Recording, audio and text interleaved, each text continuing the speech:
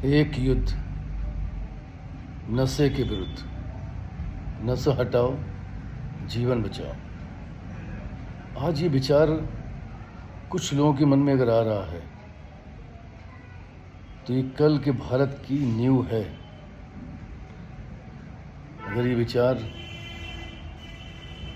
हमारे दिमाग में आया, हमारे संगठन के दिमाग में आया, ज्योति बाबा जैसे लोग जो पिछले कई वर्षों से काम को कर रहे हैं उनके दिमाग में आया, तो कहीं ना कहीं देश के प्रति, देश की युवाओं के प्रति, देश की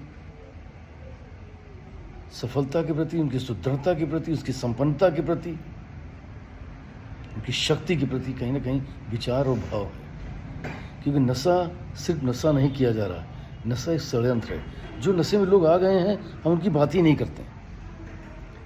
जो काफ़ी समय से नशा कर रहे हैं, उनकी उम्र भी हो रही है 22, 20, 50, 55, 60 साल, कहाँ मना करने जा रहे हैं उनको।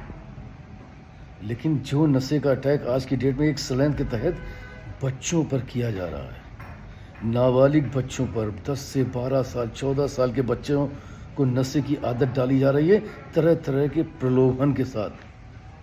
कई सारे पेय पदार्थ जो खुलेआम बिकते हैं, कोई बोलता है इससे बहुत ताकत आती है, बहुत एनर्जी आती है, कहीं ना कहीं ये सब घातक है।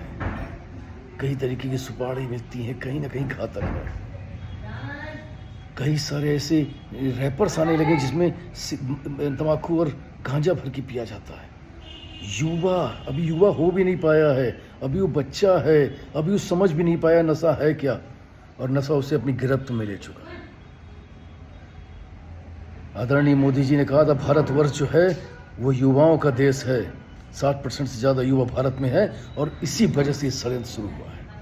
उन्होंने अटैक करना शुरू कर दिया कि कल जो आज हमारा बच्चा है वो कल नए भारत का निर्माता ना बन पाए, उसकी पौध जो है हमारी, उसको आज ही ख़त्म कर दिया जाए, नशे के आदी बना दिया जाए, ड्रग एडिक्ट कर दिया जाए, उसकी कमर तोड़ दी जाए, उसके कंधे इतने कमज़ोर कर दिए जाए कि कल वो भारत का तिरंगा लेके न चल पाए।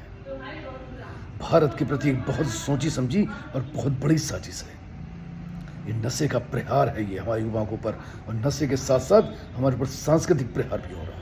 विचार करिए, कई सारी वेब सीरीज, विचार करिए, कई सारे टीवी सीरियल्स आपकी मानसिकता को दूषित कर रहे हैं, अबोध मानसिकता, बच्चों की मानसिकता को दूषित कर रहे हैं। विचार करने का विषय है, चेतने का विषय, घर में बैठने का विषय नहीं है। अगर आपको लगता है कि सारी चीज़ें सिर्फ कुछ संगठन के चंद लोग कर पाएंगे तो कभी नहीं कर पाएंगे। निकलना होगा, साथ देना होगा, ज्ञान नहीं साथ देना होगा, तब जीत होगी।